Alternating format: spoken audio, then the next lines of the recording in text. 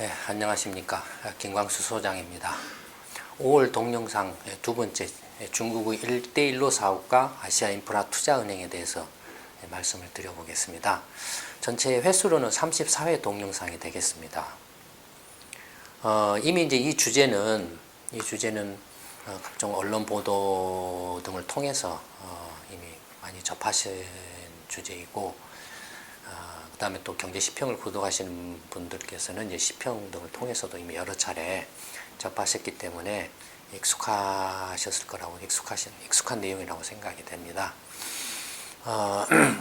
일단 이게 굉장히 지금 현재 세계 경제 전체 차원에서 이슈가 되고 있기 때문에 말씀을 드리도록 하겠습니다. 말씀을 이제 드려볼까 그렇게 생각을 했습니다. 먼저 전체적으로 보면은 이제 조금 이렇게 순서가 잘못되어 있는데, 이제 선진국에서 개발도상국이나 후진국의 경제 발전을 위해서 지원해주는, 특히 이제 자금 지원을 해주는 것을 이제 ODA라고 부릅니다. 영어로는 Official Development 어시스턴스인가요? 뭔가 이렇게 해서 약자로 ODA라고 합니다. 예를 들어서 이제 미국이나 유럽 또는 일본 같은 이런 선진국이 아시아 개발도상국이나 아프리카 개발도상국 후진국 이런 나라들, 중남미에 좀 이렇게 어려운 나라들을 경제 발전이나 경제 성장을 이렇게 돕기 위해서, 또는 어떤 이제 필요한 정말로 절대적으로 필요한 인프라라든지 학교나 병원 같은 거 이런 걸 지어주는 데 도움을 주는 게 이제 이런 ODA입니다. 이 ODA는 이게 일찍부터 이렇게 시작이 되어 왔는데, 이게 2차 세계대전 이후 1950년대, 60년대부터 이제 많이 이제 문제가 돼서 1970년대에는 이제 로마 클럽에서 이제 채무 탕감, 이런 개도국이나 후진국에 대해서 선진국이 채무를 탕감해주는 목적으로 이제 로마 클럽 같은 것도 결성이 되기도 하고, 그래서 나름대로 이제 선진국이 이런 개도국을 이렇게 경제적으로 지원해주는, 특히 이제 자금 면에서 이렇게 돈을 지원해주는 그런 정책들이 60년대, 70년대부터 이제 본격적으로 시작되어 왔는데, 이런 자금을 지원해주는 방식이 국가 대 국가 간의 이렇게 쌍무 협정을 통해서, 미국이 예를 들어서 이제 이렇게 아프리카에 이디오피아라든지 이런 특정 국가에 대해서 이렇게 지원해 준다든지, 아니면 과거 1960년대에 일본이 한국에 어떤 차관을 제공해 준다든지 하는 이런 것, 국가 대 국가로 이렇게가 서로 이렇게 계약이라든지 어떤 협상을 통해서 지원해 주는 방식도 있지만, 그러나 대체적으로 이런 선진국이 개도국에 대해서 경제적인 지원 또는 특히 금융면에서 지원을 해주는 방식이 ODA를 전담하는 국제 금융기구를 통해서, 국제기구를 통해서 지원을 해왔습니다.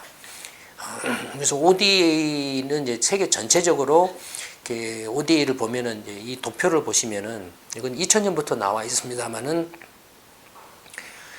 OECD 이제 선진 이른바 경제 개발 선진국 클럽이라고 할 수 있는데, OECD에서 회원국들이 이제 개발도상국이나 후진국들에게 지원해주는 그런 자금 규모 ODA 총액을 나타내고 있는데요. 2000년에는 한 800억 달러 정도였던 것이 조금 이렇게 꾸준히 이렇게 완만하게 늘어나면서, 이제 2013년에는 한 1,400억 달러 가까이 이렇게 늘어나는 모습을 보이고 있습니다. 특히 이제 2004년, 5년 이렇게 쭉 늘어났다가 2004년, 5년부터는 정체를 하고 있죠. 정체를 하고 있는데, 어쨌든 간에 전체적으로 보면은 ODA 지원 자금이 이렇게 이제 전체적으로 보면 한 1,300억 달러, 1,400억 달러, 그러니까 1,300억 달러면은 한국 돈으로 한 얼마 되겠습니까? 한 얼마 되나요? 한 1,300억 달러면은 한국 돈으로 한 13조? 14조 되나요? 아니면 130조? 130조 정도, 130조, 150조 원 정도? 그 정도 되는 것 같네요. 1,300억 달러. 그러니까 세계 전체적으로 한 130조 원에서 150조 원 정도를 지금 현재 개발도상국이나 후진국에 여러 가지 이제 정말 절대적으로 필요한 인프라 건설이나 위생, 뭐 병원이나 학교나 뭐 이렇게 깨끗한 물이나 이런 걸 이렇게 만드는데 이렇게 지원을 해주고 있죠. 그러니까 그 지원하는 방식이 이런 이제 국제 기구를 통해서 하는데, 되게 이런 국제 기구는 또 그 어떤 어디하고 연결되어 있냐면은 유엔하고 연결이 되어 있습니다. 국제 연합하고 연결이 됩니다. 국제 연합에서 이제 먼저 이런 그 OD를 이렇게 체계적으로 세계 선진국이 공동으로 지원하는 형태를 이렇게 취하도록 이렇게 유엔이 주도를 하고, 그 이제 일환으로서 예를 들어서 월드뱅크, 세계은행 있죠. 이것도 이제 OD 기관이죠. 그 다음에 지금까지는 세계은행, 월드뱅크하고 이제 아시아 쪽은 아시아개발은행, ADB 이 두 개가 이제 가장 컸죠. 그 다음에 뭐 중남미 같으면 중남미 쪽에 이제 그 개발, 중남미 개발 기구라든지 이런 것들이 있고, 아프리카 개발 기구라든지 지역별로 이렇게 있습니다만은, 그래도 이게 ODA를 주도해온 가장 큰 국제 기구는 세계은행, 월드뱅크하고 아시아개발은행, ADB 이 두 가지였습니다. 근데 이 월드뱅크하고 그 아시아개발은행은, 월드뱅크는 미국이 주도를 했죠. 지금도 월드뱅크는 그 월드뱅크 총재는 전부 미국이 지명한 사람이 세계은행 총재가 되고 있죠. 그다음에 아시아개발은행은 이제 미국과 이제 미국의 이제 그 지원하에 일본이 주도를 해왔죠.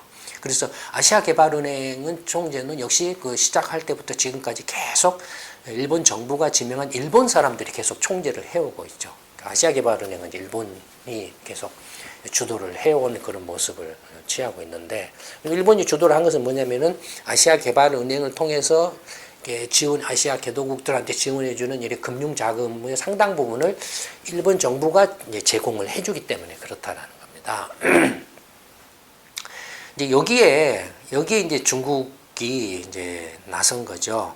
아시아 인프라 투자은행 AIIB라고 해서 이제 새로운 또 그 아시아의 어떤 개도국들의 인프라 구축과 관련된 투자에 그 적극적으로 이렇게 중국 주도하에서 그 ODA 자금을 지원을 하겠다라고 한 것이죠.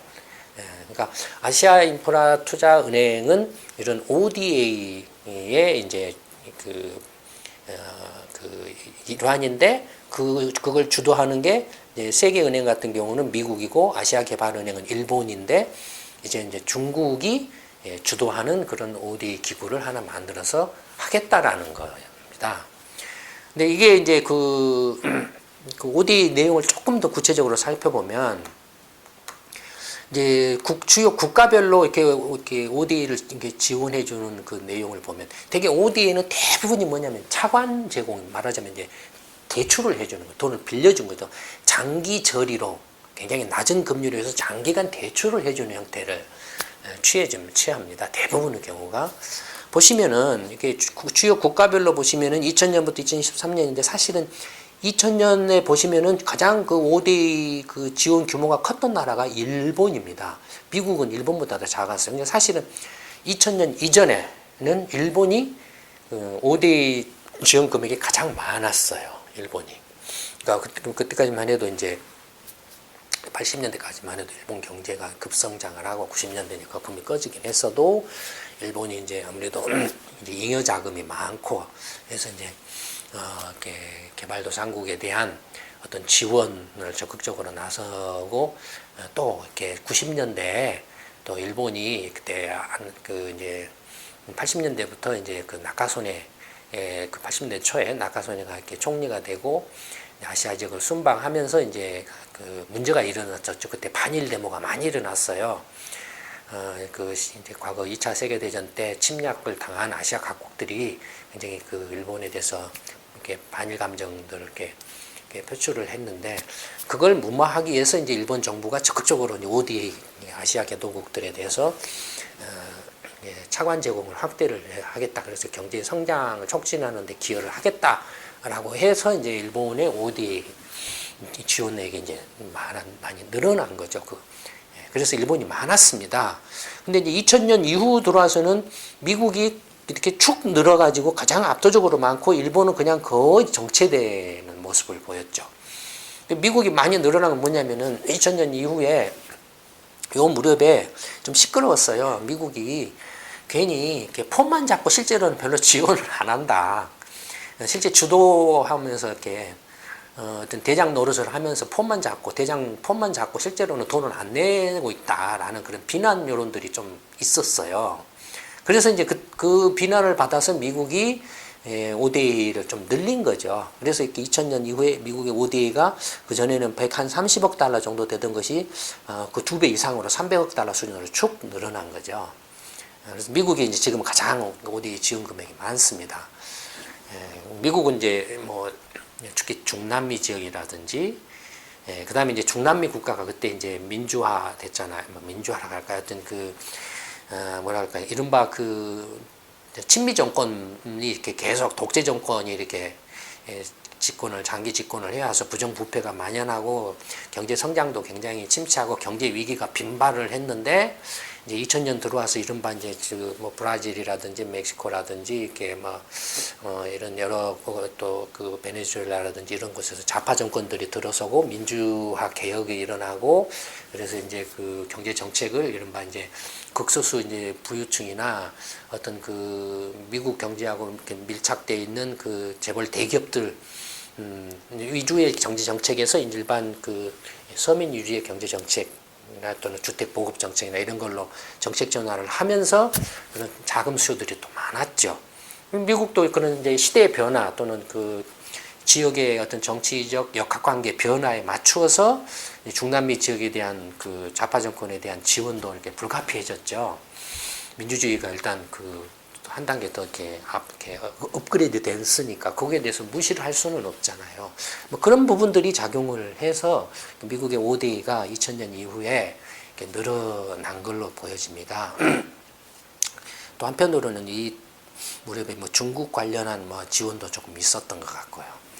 어쨌든 미국이 이렇게 급증을 한 반면에 이제 다른 영국이나 독일이나 프랑스, 일본은 계속 정체를 보이고 다만 이제 영국이나 유럽 국가들은 약간 늘어나는 모습을 보였죠.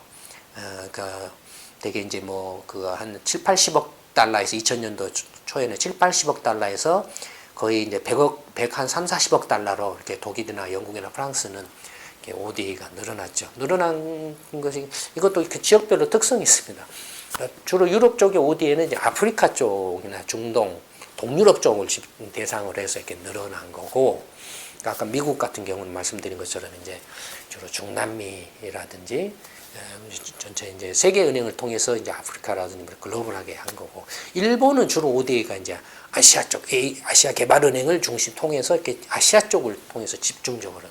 한국의 ODA는 거의 없죠. 네, 한국의 ODA는 거의 없습니다. 그러니까 경제 규모로 치면은 세계만 한 15위권에 들어가지만,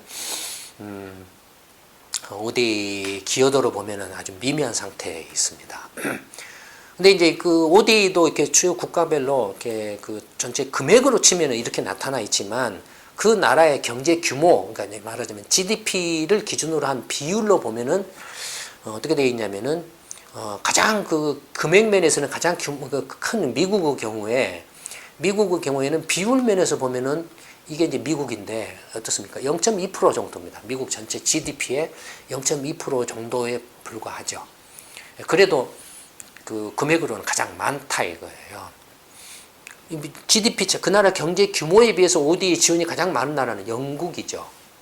영국이고, 그 다음에 프랑스, 그 다음에 독일. 그러니까 유럽 국가들이 이제 자기 나라 경제 규모에 비해서 ODA 지원액이 상대적으로 0.4에서 0.6% 정도 높게 나타나고, 일본하고 미국은 0.2% 정도입니다. 일본하고 미국은.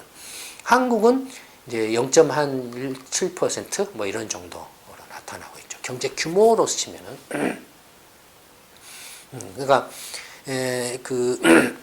예를 들어서 이제 일본이나 미국이 유럽과 같은 수준으로 늘리면은 ODA 지원 그 금액 규모가 2배로 늘어나겠죠.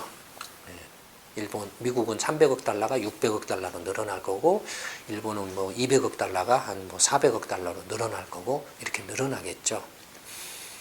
예, 한국 같은 경우도 만약에 이제 0.4%까지 늘어난다라고 하면은 ODA 규모, 지원금 규모도 조금 더 훨씬 늘어나겠죠.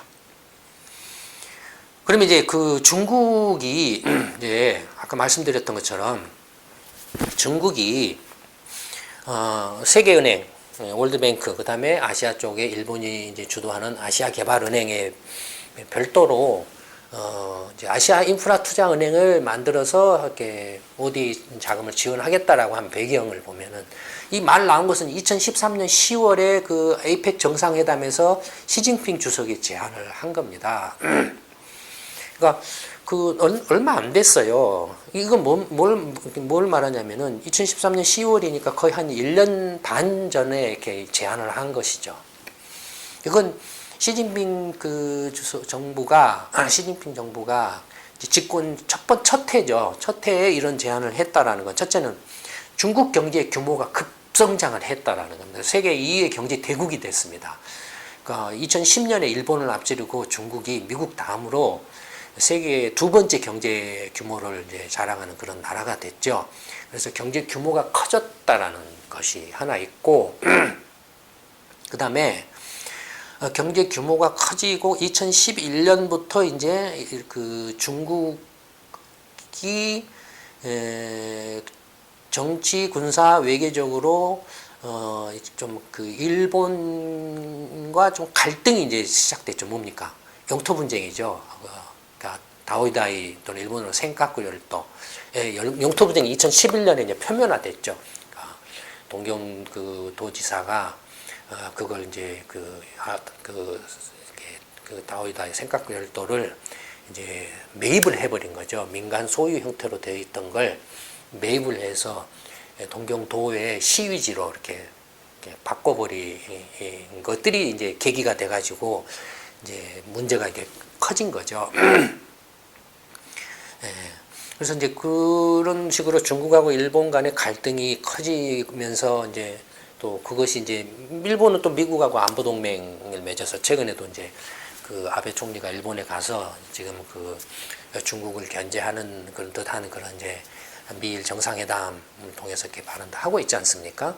그러니까 그런 이제 그 것들이 이제 조금 이렇게 표면화되고 중국이 경제적으로 커지고 정치적, 외교적, 군사적 갈등이 이제 좀 이렇게 아시아 이렇게 그 동남아시아 지역에서 아세안 등의 그 해상 경로를 관련해서 표면화되고 또 영토 분쟁이 일본뿐만 아니라 그때 필리핀이라든지 베트남이라든지 남사열도, 서사열도 뭐 이런 지역에서 갈등이 이렇게 표출되고 해서 이제 조금 이제 그 경제력을 배경으로 해서 정치, 외교, 군사적으로 중국이 이제 이런 그 좀 이렇게 앞으로 밀고 나오는 그런 모습들을 보였죠. 그 다음에 또 하나는 시진핑 정부가 출범하면서 이제 경제개혁을 단행을 했습니다. 경제개혁 중에 하나가 이제 시장화, 자유화, 뭐 이런 거죠. 그 다음에 국제화, 이런 것들이 이제 시진핑 정부의 경제개혁의 핵심 중에 핵심 사항들입니다. 그래서 위안화의 국제화도 하고, 그 다음에 이제 시장화해서 개방을 더욱더 확대하고, 그 다음에 이제 뭐 국제화를 통해서 중국의 어떤 그 국제적인 경제적 어떤 위상을 높이려고 하고 뭐 이런 것들이 이제 시진핑 정부가 추진하는 경제 개혁의 어떤 슬로건들이 핵심 이제 이슈들이 됐죠. 그러니까 그런 것들하고 또 맞물렸고 그 다음에 또 하나는 이제 경제 규모가 커지고 정치 외교 군사적으로 좀 갈등이 표면화되고 시진핑 정부의 경제 개혁에 이제 또 이제 그 이슈가 되고 맞물리고 또 하나는 중국이 2013년부터 경제 성장률이 이제 둔화되기 시작합니다. 성장률이 둔화돼서 뭔가 그 경제 개혁을 추진하려고 하다 보니까 내부적으로는 이제 정치적 갈등이 있고 부부정 부패 세력이나 뭐 이런 그 반대 세력들이 있지 않겠습니까? 그래서 그 반대 세력들을 이렇게 일단은 제압을 하고 그다음에 그 부정부패를 척결을 해야 경제 개혁도 가능한 거니까 그런 그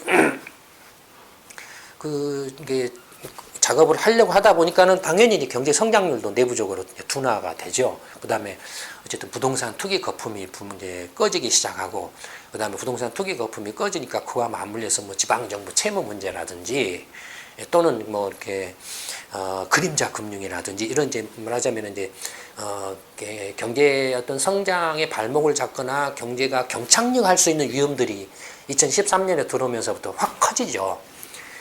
그래서 이제 시진핑 정부 입장에서는 뭔가 이런 여러 가지 요인들을 이렇게 배경으로 해서 뭔가 조금 국내외적으로 어떤 이슈를 만들어낼 필요가, 돌파구를 찾을 만한 어떤 화두가 필요했다라고 볼 수 있다 이겁니다.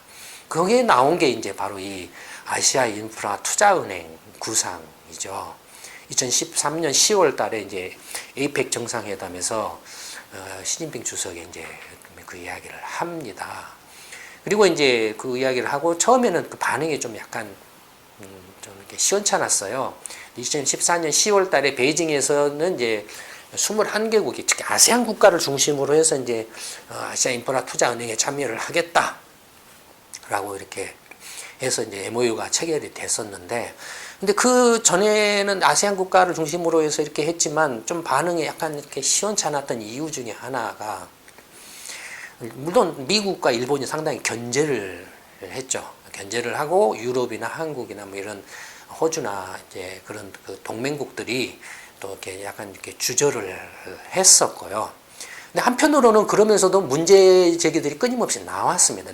이쪽 미국이나 일본뿐만 아니라 유럽이나 뭐 이렇게 동맹국 아시아국, 한국이나 유럽, 호주 다음에 중국 내부적으로도 그런 문제 제기가 나왔던 게 뭐냐면, 중국이 경제 규모가 이렇게 급성장을 했음에도 불구하고 여전히 지금 세계 2위 경제 대국으로 커졌음에도 불구하고, 물론 아직 시스템이나 어떤 개방도나 자유화 면에 있어서는 아직도 많이 해결해야 될 과제들이 많이 있지만, 그러나 이렇게 경제 규모가 커져서 국제 어떤 경제, 세계 경제 면에서의 어떤 역할이나 공헌도는 아직 그 경제 규모에 훨씬 못 미치는 낙후된 형태로 되어 있다는 겁니다. 그 낙후된 형태의 주 원인은 뭐냐면은 2차 세계대전 이후에 만들어진 미국 주도의 그 체제가 여전히 지금도 이렇게 계속 유지되고 있는데 기인한다라는 거죠. IMF도 미국이 거의 주도를 하고 있고, 그래서 미국이 그러니까 어떤 중요한 사안에 대해서 미국이 거부를 해버리면 다른 IMF 회원국들이 이렇게 합시다라고 해도 미국이 거부를 해버리면 할 수 없다며. 마치 유엔의 안전보장 이사회 상임이사국 뭐 이렇게 5개의 나라가 박들이 중에 하나라도 반대하면 못하듯이 그런 식으로 돼 있다는 거죠. 또 IMF 내에서 중국의 어떤 그 발언권, 이제 그 출자 비율, 지분율로 결정을 하는데, 중국 경제 규모 다 이렇게 지분 출자 비율은 어떻게 결정합니까? 그 나라의 GDP 규모에 비례해서 결정하거든요. 예컨대 유로화를 보면은 19개 나라죠 지금. 유럽 중앙은행의 출자 비율은 어떻게 결정합니까? 그 나라의 GDP 규모로 5년마다 한 번씩 갱신을 합니다. GDP 규모에 맞춰서. 그렇게 IMF나 세계은행이나 아시아개발은행도 당연히 그렇게 좀 바꿔야 된다 이거예요. 중국의 경제 규모가 커진 것에 부응해서 중국의 발언권이나 출자 비율을 높여줘야 된다 이거예요. 그렇게 출자 비율을 높여주면 어떻게 되겠습니까? IMF 같은 경우는 미국이 여전히 GDP 규모가 중국보다 크니까 그냥 출자 비율이 많아서 미국이 주도를 하겠지만, 뭐 세계은행도 마찬가지로 그렇게 되겠죠. 미국이 여전히 이렇게 출자 비율, GDP 규모가 크기 때문에 세계은행에서의 미국의 주도권은 계속 유지가 되겠죠. 근데 아시아개발은행의 경우는 어떻게 되겠습니까? 당장 일본이 주도를 하고 있는데 일본보다도 중국의 그 경제 규모가 훨씬 크니까 당연히 이제 아시아개발은행 같은 경우는 중국이 주도를 하게 되겠죠. 그렇죠. 그런 상황이 벌어지겠죠. 중국 입장에서도 이렇게 불만이다 이거예요. 이 부당하다 이거예요. 이거 빨리 개선하자. 그다음에 세계 그 금융위기 2007년 8년에 글로벌 금융위기가 일어나고 그 후에 여러 가지 IMF 개혁이나 세계은행 개혁이나 아시아개발은행 개혁에 대한 이야기가 나왔는데 이게 말만 나오고 지금 이렇게 실제로 이렇게 지지부진한다 이거예요. 개혁의 핵심은 바로 그런 출자 비율의 조정. 있다 이거예요. 지분율의 조정, 그래서 발언권의 조정에 있다 이거예요. 그런 게 안 되니까 미국이나 일본 입장에서 그걸 놔주려고 하겠냐 이겁니다. 안 하죠.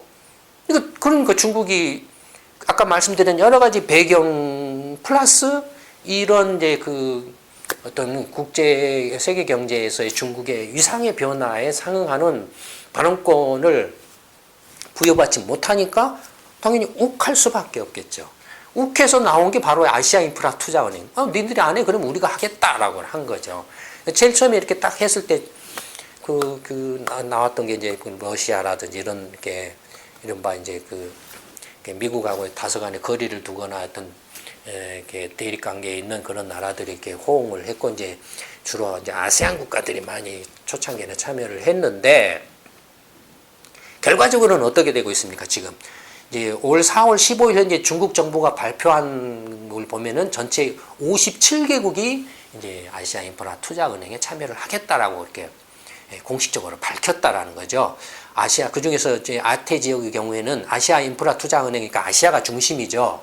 아시아가 중심인데 중국 등 34개국이 이제 참여는 거의 아시아 국가 거의 대부분이 지금 참여를 한 거고 기타 지역으로 근데 영국이나 프랑스나 독일이나 유럽에 있는 나라들 호주는 이제 오세아니아 지역이니까 아태 지역에 들어가죠. 그러니까 이런 유럽 국가들 또 23개 나라들이 아시아 인프라 투자은행에 참여하겠다라고 했다 이거예요. 그러니까 미국의 동맹국들도 다 참여하게 특히 영국 같은 경우는 미국이 굉장히 오바마 정부가 배신당했다라는 느낌을 강하게 가질 정도로 이렇게 한 나라들에게 참여를 선언을 했다 이거예요.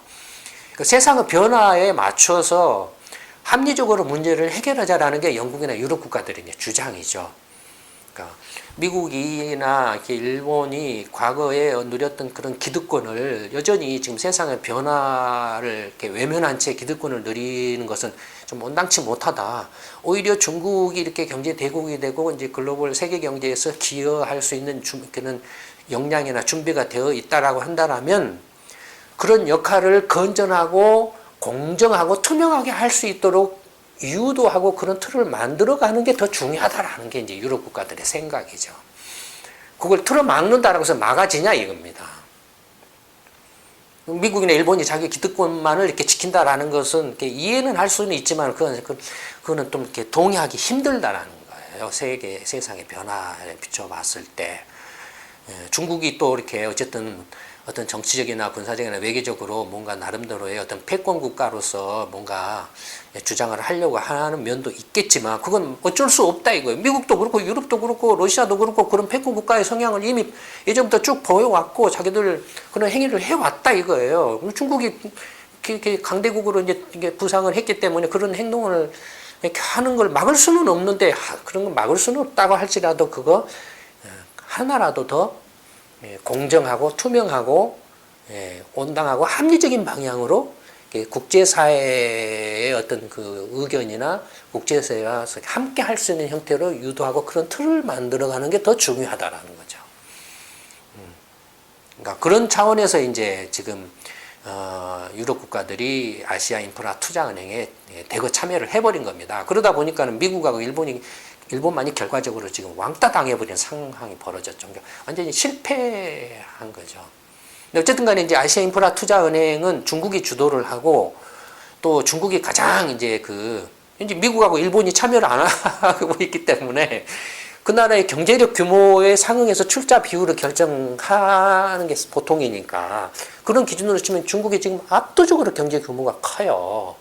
독일이라고 해봐야 GDP 규모로 3조 달러인데 중국은 지금 10조 달러를 넘고 있기 때문에 다른 나라 다 합쳐봐야 근데 10조 달러라고 한다면 중국이 한 나라가 그냥 전체 그 아시아 인프라 투자은행의 절반 정도의 지분을 차지하죠. 그러니까 모르긴 몰라도 그 GDP 규모로 정하게 되면 중국이 아시아 인프라 투자은행의 전체 지분의 최소한 30% 40% 이상 지분을 갖게 될 겁니다. 주도를 할 수밖에 없어요.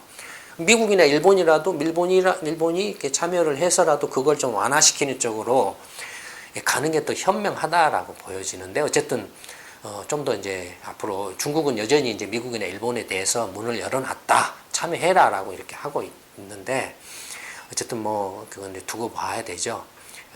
근데 어쨌든 그 중국이 이제 아시아인프라투자은행을 이렇게 주도를 해서 하기 때문에 출자 비율은 중국이 당연히 압도적으로 많을 거고, 따라서 이제 그 아시아인프라투자은행의 본부는 베이징에 설치하는 걸로 이렇게 되어 있고, 그 아시아투자인프라은행의 총재는 당연히 또 중국인들이 계속 이제 임명되겠죠. 중국 정부가 임명한 중국 사람이 이제 총재를 하겠죠.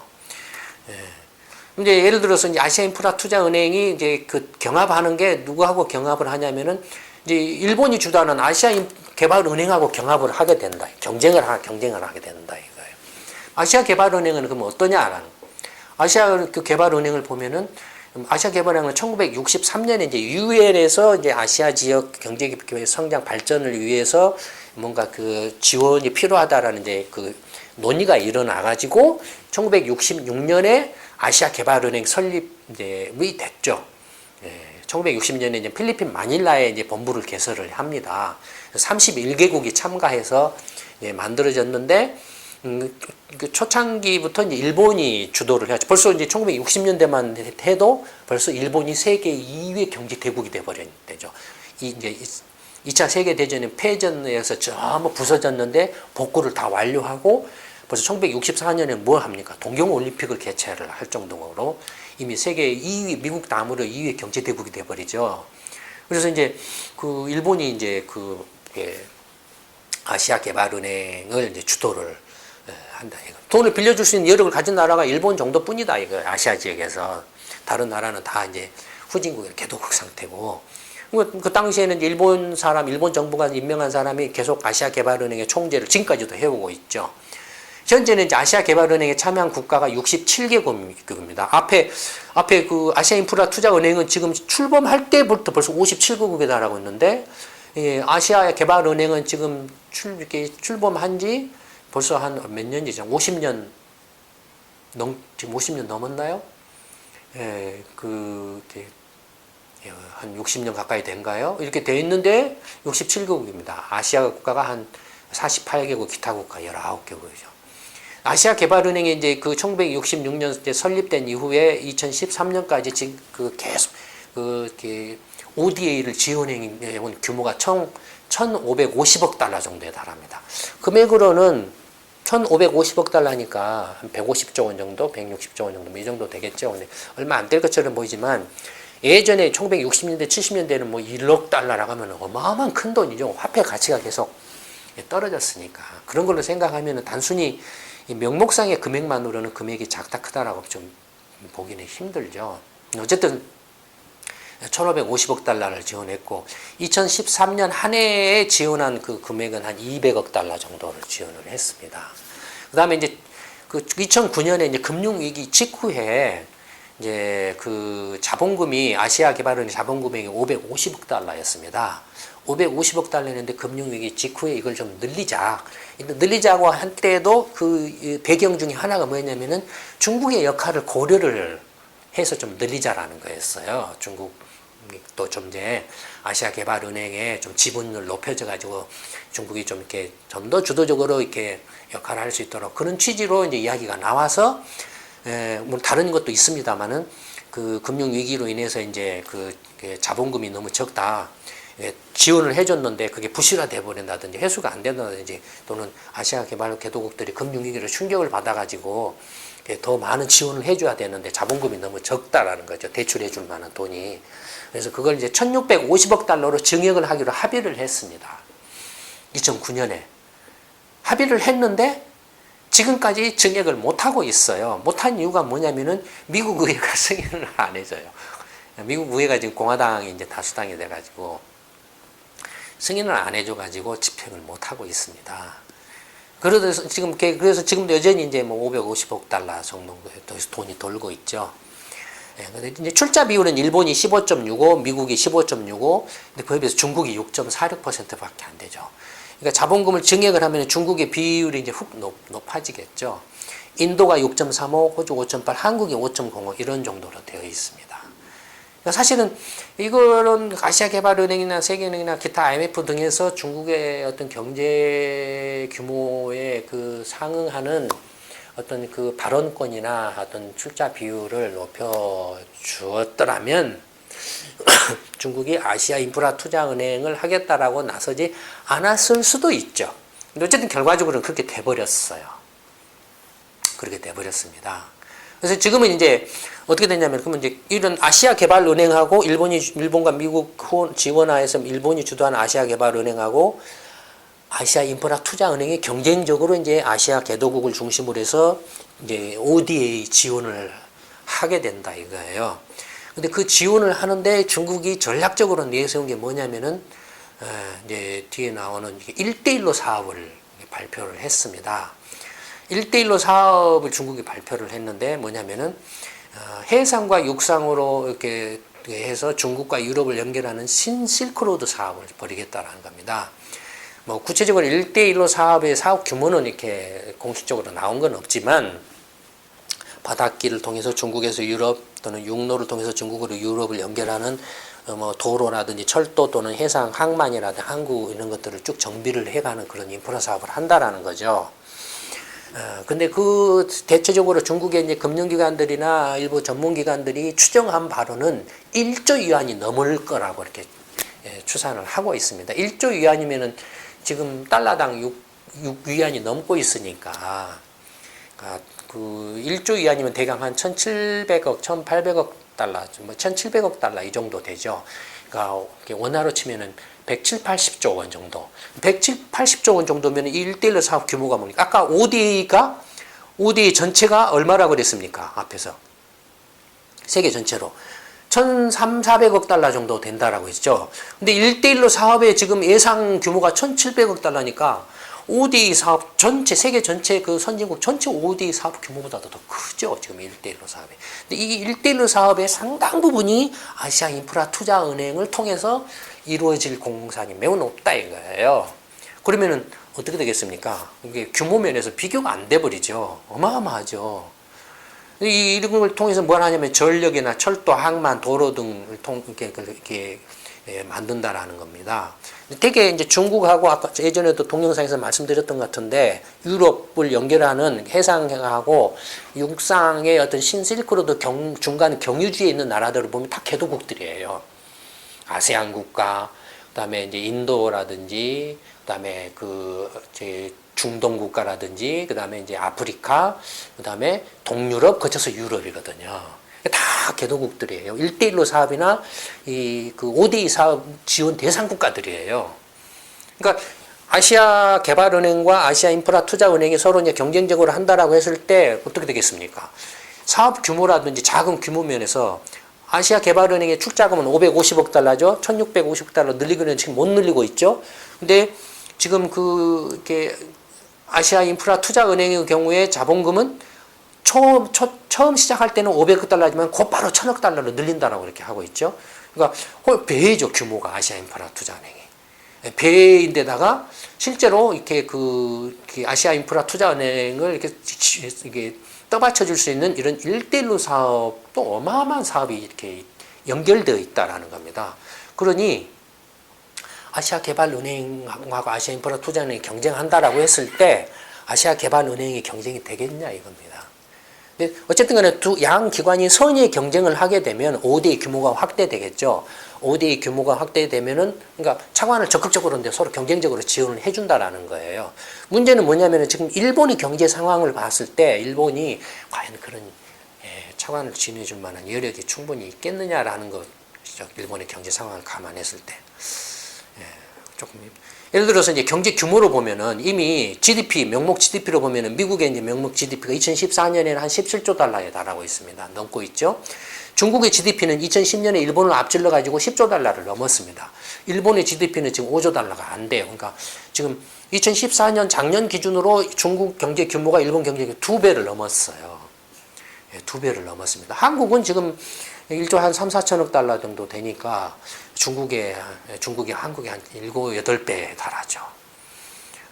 그러니까 이미 경제 규모로, 근데 이 경제 규모가 2020년, 이건 IMF가 전망한 건데, 2020년에는 미국이 이제 한 2, 3조 달러인데 중국이 거의 한 17조 달러로 간극이 계속 좁아져요. 좁아지는 반면에 일본은 그대로 여전히 한 5조 달러인데 중국 이제 거의 지금 뭐 한 3배, 4배로 이제 중국이 2배에서 한 60년 후에는 한 거의 3배, 4배로 더 격차가 벌어진다 이겁니다. 경제 규모 면에서는. IMF 전망대로라고 한다면 이미 이제 경제 규모 면에서 일본이 아시아 개발은행을 통해서 중국의 아시아 인프라 투자은행을 어떻게 따라잡을 수 없다 이겁니다. 따라잡기 힘들다 이거예요. 그다음에 수출입 면에서 보면은 미국의 이제 상품 이건 수출하고 수입을 합치는 상품 교역 규모를 나타내는데 이미 중국이 미국을 2011년, 12년에 앞질러 버렸어요. 그래서 지금은 상품 수출입 규모 면에서 중국이 세계 최대입니다. 되게 아시아 인프라 투자 아까 1대1로 사업 있지 않습니까? 해상과 육상을 따라서 그런 항만이나 도로, 철도를 놓는다라고 할 때 이건 놓는 이유가 뭐겠습니까? 교역 증대죠. 수출입 물량을 이렇게 늘리는 그런 교역 증대 또는 관광 서비스 뭐 이런 것들이죠. 당연히 이제 그런 새로운 경로들이 이렇게 하면 물류 비용이나 이렇게 운임이나 이런 것들이 훨씬 더 줄어들고 또 시간도 단축될 거니까 교역이 더욱더 활성화되겠죠. 일본의 교역량은 얼마입니까? 지금 규모로 보면 1조 지금 한 5천억 달러? 예, 중국의 교역 규모가 수출입을 한국은 1조 한 1, 2천억 달러, 1천억 달러 되고 일본이 1조 5천억 달러인데 중국이 지금 수출입 규모는 4조 한 3천억 달러 정도 되니까 벌써 교역 규모로 쳐도 중국이 일본의 한 서너 배에 달하죠. 그러니까 경쟁할 수 없다 이겁니다. 이런 걸로 봐도. 그러니까 이렇게 일본이 이렇게 아시아 개발은행을 통해서 뭔가 정치적으로나 군사 외교적으로 뭔가 진영 이렇게 미소 냉전 시절에 그런 어떤 진영 논리로서 중국에 대항하기는 조금 힘들지 않을까라고 생각이 됩니다. 물론 이제 정치적, 군사적, 외교적 어떤 역학 관계는 또 다소 좀 다른 이야기들이 있겠죠. 다른 이야기들이 있지만 그러나 그 정치, 군사, 외교적 역학 관계도 기본적으로는 이 경제력과 경제 관계, 경제 흐름하고 그 경제 흐름을 무시하고서는 성립할 수 없습니다. 절대적으로 영향을 받습니다. 그러니까 이 경제 역학 관계를 이해하지 못하면 정치, 군사, 외교적인 그런 문제도 올바로 이해하기 힘들다라는 거죠. 어쨌든 지금 중국의 아시아 인프라 투자은행과 1대1로 사업의 이 관계를 통해서 이쪽 아시아 지역에 있어서의 어떤 정치 경제적 역학 관계의 변화 또는 세계 경제에 있어서의 세계 전체적으로 봤을 때 정치 경제의 역학 관계의 변화 이런 것들이 지금 이제 상당히 어떤 일대의 전환기적인 시점을 맞이하고 있는 게 아닌가 이렇게 보여집니다. 여기에 어떻게 한국 입장에서 전략적이고 현명하게 잘 대처할 수 있을 것인가 굉장히 이제 중요한 시점이라고 생각이 됩니다. 여기에 대해서 지금 현재 정치 한국의 어떤 정치권 새누리당이나 새정년이나 지금의 정치 20세기형의 낡은 정치 구도로서는 이런 문제에 현명하게 대처할 수 없다라고 이렇게 생각이 됩니다. 빨리 정치 개혁이 필요한 이유도 바로 여기에 있다라고 생각이 됩니다. 두 번째 동영상 이걸로 마치도록 하겠습니다. 감사합니다.